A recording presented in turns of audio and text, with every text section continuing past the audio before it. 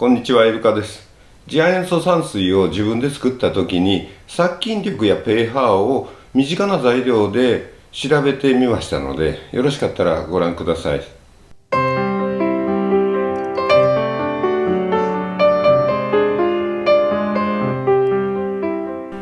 前の動画で食塩水を電気分解して次亜塩素酸水を作りました。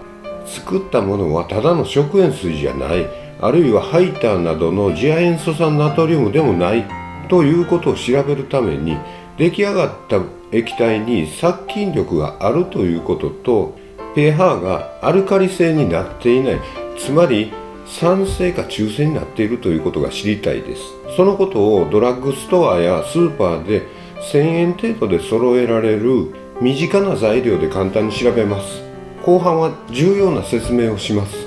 作ったけど電気が流れないとか、アルカリ性になってしまうとか、いろんな考えられる不都合、そういうことが起こらないようにするための重要な事柄です。最後までお付き合いよろしくお願いいたします。それではまず殺菌力を調べます。この方法はコメントで佐久間博文さんに教えていただきました。これは茶色のヨウ素液にビタミン C を入れる方法です。ヨウ素液はドラッグストアでイソジン傷薬を買いました。560円でした。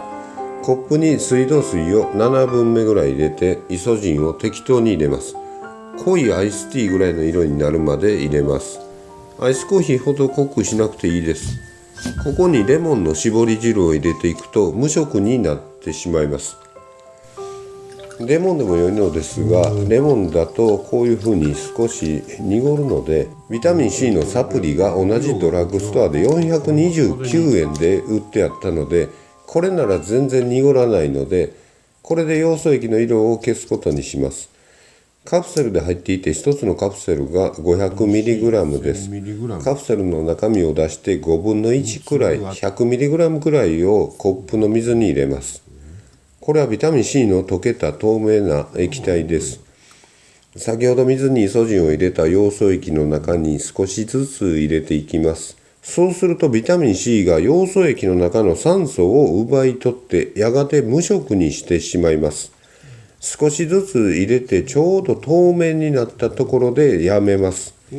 この状態、つまり酸素を奪い取られて透明になったヨウ素液に逆に酸化作用のある物質が入ってくると、この透明の液が酸化されて元のヨウ素液の色に戻ります。ビタミン C に酸素を取られたヨウ素液、色がなくなってしもたけど、また別に酸化力のある物質が入ってきたら、酸素が与えられて元の色がよみがえるんです。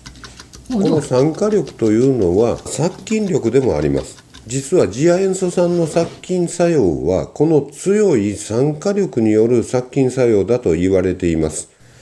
だからヨウ素液の色が元に戻ったら殺菌作用があることの証拠だということで、何種類かの物質を調べてみます。ビタミン C で透明にした液体を大さじ2杯ずつ4つの小さな容器に取ります。まず一番左、食塩水を入れてみます。これは 1% の食塩水です。次亜塩素酸水を作るときと同じ濃度の食塩水です。全く色が変わりませんでした。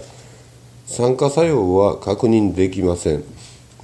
次にハイターの原液を入れますが、なんとこれも酸化作用、つまり殺菌作用は確認できません。そんなはずはないんですが、とりあえず次行きます。ハイター100倍希釈液です。なぜか原液で無色だったのに薄く色が戻ります。最後に次亜塩素酸水を入れると、それよりも少し濃い色になりました。この2つは両方とも酸化作用、つまり殺菌作用が確認できました。ハイターの原液にももちろん殺菌作用はあるはずですが、無色になったのはおそらく漂白作用が働いていたのではないでしょうか。ハイター100倍と次亜塩素酸水についてもう1杯ずつ足していきます。それぞれ濃くなりました。多少ハイター100倍の方が薄く、次亜塩素酸水の方が濃く見えますが、ハイターの方は漂白作用が働いているかもしれないので、一概に殺菌作用の大小は比較できないと思います。まとめます。食塩水には漂白作用がないので、無色のままだということは、酸化による殺菌作用はないと言えます。吐いた原液は無色ですが、漂白作用が強力なので、一概に殺菌作用がないとは言えません。吐いた100倍希釈液と次亜塩素酸水、これは両方とも殺菌作用があることが分かりました。しかし漂白作用も関係するかもしれないので、色の濃さで一概に殺菌作用の大小を言うことはできないと思います。次に pH を調べます。スーパーに売ってあるブルーベリージャムです。このやり方は前の動画のコメント欄でヤス TK さんに教えていただきました。アントシアニンという色素で pH がわかるということです。ブルーベリージャムやったら上等のものでなくても何でもいいと思います。これは100円くらいでした。それを適当な容器にスプーン2、3杯取ります。適当に水を入れて薄めます。とにかく適量でいいです。何 cc とか測っていません。試験紙にする場合でしたら、キッチンペーパーをこうやって短冊状に切って、この液につけて乾かします。ちょっとドロドロすぎますね。もうちょっと薄めます。ドロドロとサラサラの間ぐらいでいいと思います。いい加減ですけど、要するに水でちょっと薄めるということだけで OK です。これで pH の試薬が完成です。このままでももちろん使えますが、キッチンペーパーを短冊状に切ってたものをこの液に浸して完全に乾燥させたら試験紙ができます。それも作ってみました。pH 試験紙と比較していろいろなものをつけてみます。画面下の方の黄色い方が市販の pH 試験紙です。画面上の方が自作のブルーベリー試験紙です。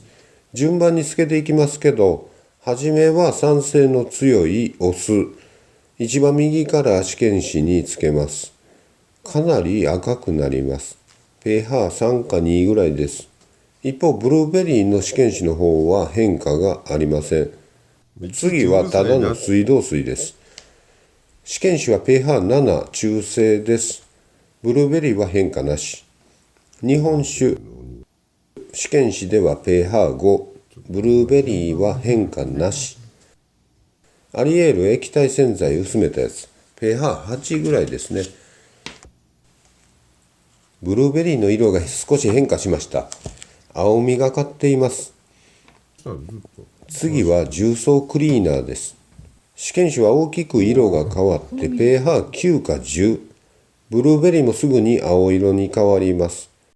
キッチンハイター強アルカリ pH14 です。ブルーベリーは青色です。最後に次亜塩素酸水は今まさに電気分解を終わった出来たてのものを使います。試験紙は pH6、水道水に比べて少し酸性寄りです。ブルーベリーは変化なし。全体を見てみると、ブルーベリーの試験紙は要するにアルカリ性やったら青くなるということです。弱アルカリ性も含めて。それから中性か酸性やったら変化しない。次亜塩素酸水は変化しないから中性か酸性だということです。このように試験紙を作ってみましたが、はっきり言って手間なので、わざわざ作らなくてもブルーベリーの薄め液だけでもできるかどうかやってみます。先ほどの試験紙で調べた pH の小さい文順にブルーベリー試薬の色の変化を見ていきます。試薬をお皿にとってお酢をかけてみます。先ほどの測定で pH2 ぐらいの強い酸性でしたが、特に色の変化はありません。次はお酒です。pH5 の弱酸性でした。やはり変化なし。次亜塩素酸水は最後にやります。次は水です。中性でした。もちろん変化なしです。だいたい水で薄めたんですからね、変化するはずもないです。次は弱アルカリ性 pH8 ぐらいのアリエールです。これも3倍ぐらいに薄めたものを入れてみます。紫色に変化しました。少しでもアルカリ性であれば十分変化が見て取れます。次は重曹クリーナーです。pH は9か10です。完全に青色になります。そして強アルカリ性のキッチンハイターでもやってみます。この場合は青に変わる前にほとんど色が抜けてしまいました。つまり次亜塩素酸ナトリウムの脱色作用が強力に働いたようです。このように原液では脱色作用が激しすぎるので、100倍に薄めたハイターで試してみます。100倍というのはハイター薄め液として物の消毒に使えると厚労省も言っています。有効塩素濃度は 500ppm ぐらいです。薄めていても非常に強いアルカリ性で pH は12くらいです。この場合は青くなるというよりも脱色作用が変に働いて結局茶色い気持ち悪い色になります。次亜塩素酸ナトリウムが入っているとこのような色になるということです。最後に次亜塩素酸水を調べてみます。pH は6ぐらいの弱酸性でした。中性の水は変化がなかったので変化なしと予想されますが、どうでしょうか。このように水と比べても全く変わりません。アルカリ性の反応で青くなることもなければ脱色作用で茶色くなることもありません。全部並べてみます。結局少しでもアルカリ性になっているものと脱色性のあるものは色が変わります。ところが中性や酸性のものはほとんど全部変わりません。ただ中性以下の pH の低さ、つまり酸性の強さはほとんど分かりません。しかしアルカリ性でないということだけははっきり分かります。自作の次亜塩素酸水はアリエルのような弱いアルカリ性でもない中性か酸性以下の pH であるということです。さてここからは重要なご説明です。前回の動画でご説明した次亜塩素酸水生成器ですが、実際に作られた方々のコメントもぼちぼちいただいています。ありがとうございます。私も前回の動画発表後からこれまで使ってきて、2つの重要な注意事項があると思いますので、ここでまとめて申し上げておきたいと思います。まず1つ目は、電極の接続部分を確実に工作する。そして2つ目、できた液がアルカリ性にならないようにする。まず1つ目ですが、電極を導線で接続する部分、この部分ですね。この部分が接触不良になりやすいようです。というのは、電池のこの単素棒というのはパラフィンのような、ろうみたいなもんですね。絶縁物がコーティングされていて、その上から導線を巻いてしまうと接触不良になるかもしれません。この単素棒を取り出した、電池から取り出した時にゴシゴシ十分洗って、場合によっては金属たわしですり減らない程度に洗って、そして表面のロウを落としてから使うのが良いと思います。中にはちょっとコメントで教えていただいたんですが、このバーナーで表面のロウを燃やしてから使うのが良いと、そうおっしゃってた方もいらっしゃいました。それとこの接続部分を電線で巻いてパテを塗って、こういうふうなね、パテを塗ってシーリングするんですが、それをきちんとやらないで中に水が染み込んでくると、これは非常にまずいです。この中の導線がですね、電気分解によって徐々に溶けていきます。そのうちにですね、溶けたら電気が通らんようになって、それだけならいいんですが、銅が溶けると鉱毒といって毒性があります。水溶液に塩化銅とかそういうもんが混じってしまいますね。そうするとこれは体につけたり、口に入れたりすると、これは多分ダイオキシンよりまずいと思います。まずいで味が悪いんじゃなくて具合悪いと思います。エアコンパテではなくてホットメルト、グルーガンですか、それでやっても何回かやってるうちに水が入ってきたということもお聞きしています。ここの電極をシーリングするのに一番良いと思う材料は、ひとし01さんがおっしゃっていたんですが、この自己癒着テープを使うのが良いと思います。自己癒着テープというのはブチルゴムテープって言われてますけども、これを巻いたら、パテみたいな塊みたいになるんで防水になります。これは F コテープという商品名ですが、古川電工の電気の屋外配線用のテープなんです。でこれとあとツルツル、表面がツルツルのやつタイプもあるんですが、これは対抗性があるんですけれども、この場合だったらもう完全なプレーンのタイプのブチルゴムテープの方がいいと思います。これが一番防水性があると私は思っています。これならね、炭素棒がもう減ってきて、すり減って取り替えるまで使えるんじゃないかと思っています。もちろんドボンとね、水に浸さない方が良いと思うんですが、そうすると上から吊るすことになりますが、そしたらもう水の中に入っている面積が小さくなりますので、なかなか難しいです。炭素棒の長さをこう継ぎ足して中の方まで入れたりですね、竹炭でやったり、あるいは容器の底の方に穴開けて横から炭素棒を入れて、そこの穴のとこシーリングしたり、皆さんいろいろと工夫されています。コメントなどをお読みになって参考にされることをお勧めいたします。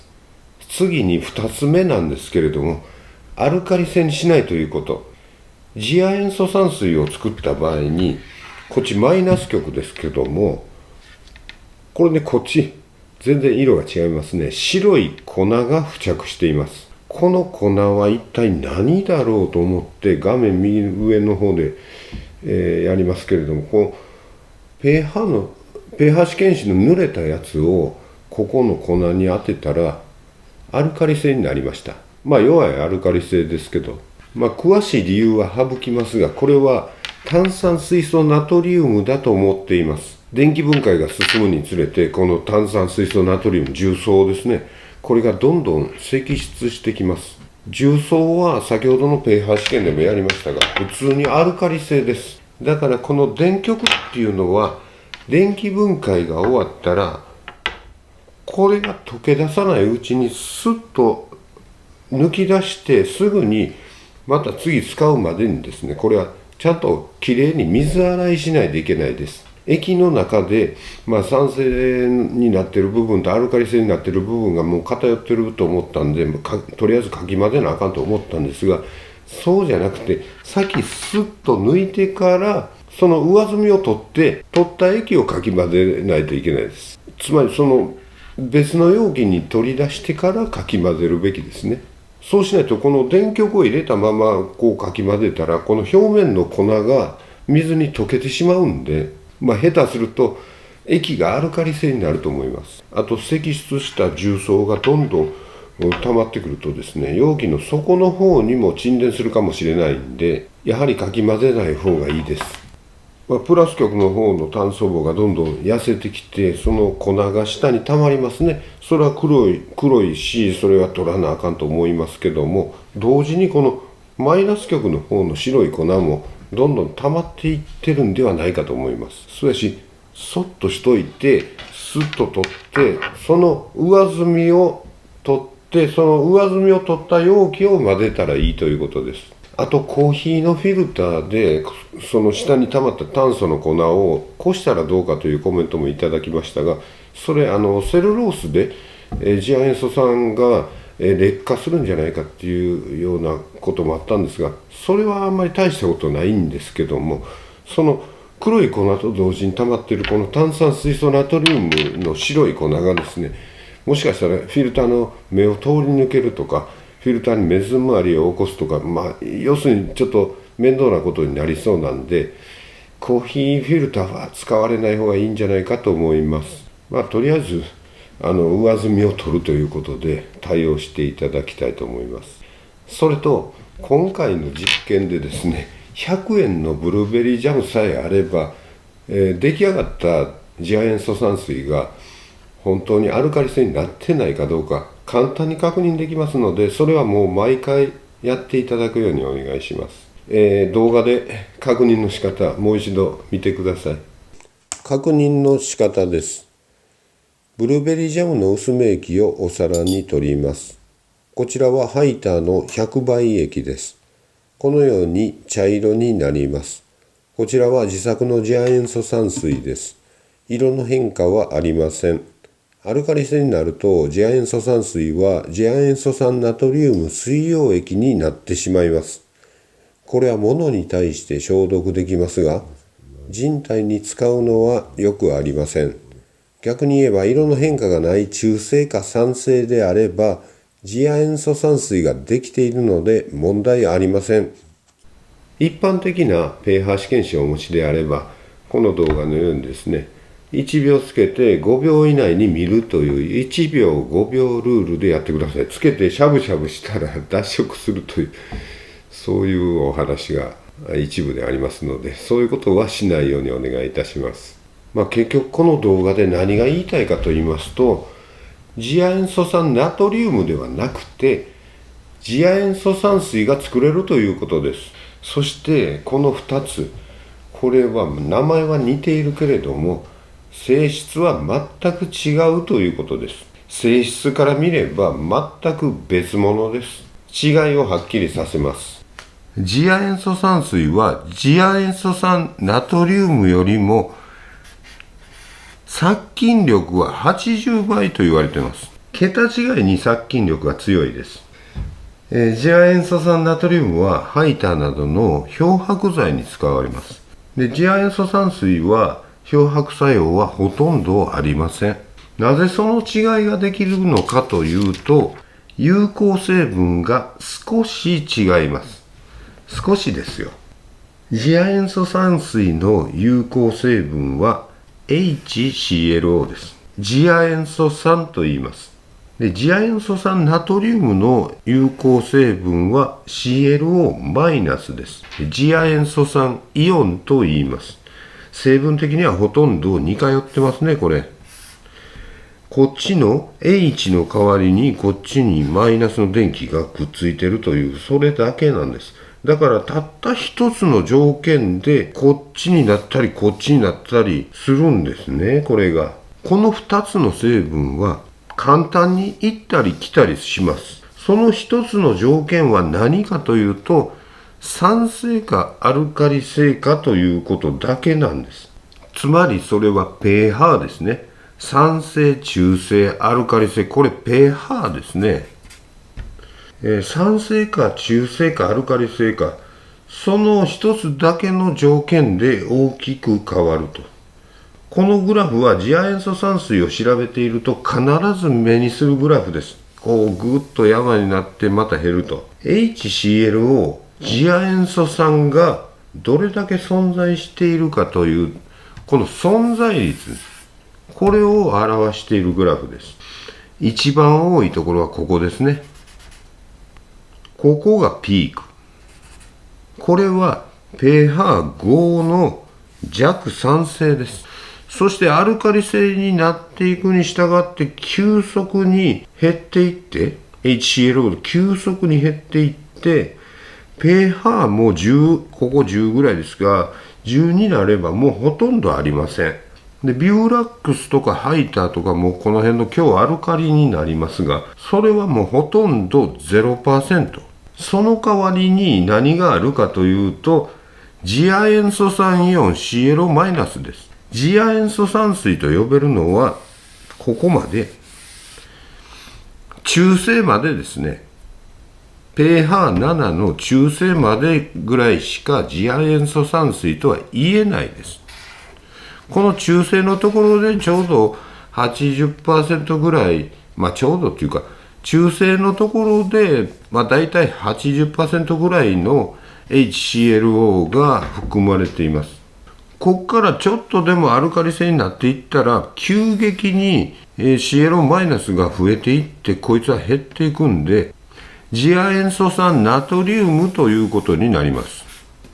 だからこのアルカリ性になっていないか毎日調べてください。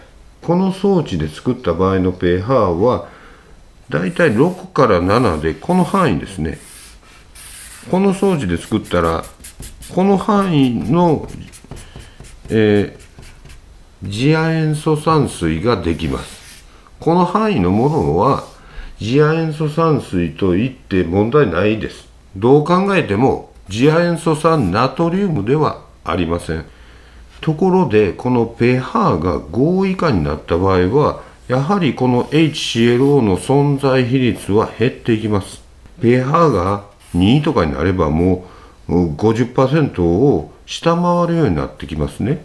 それは強酸性の次亜塩素酸水になります。その時に HClO はどんどん減って代わりにこれなんです。Cl2 塩素ガス、毒ガスが発生します。これはもう非常に危険なんです。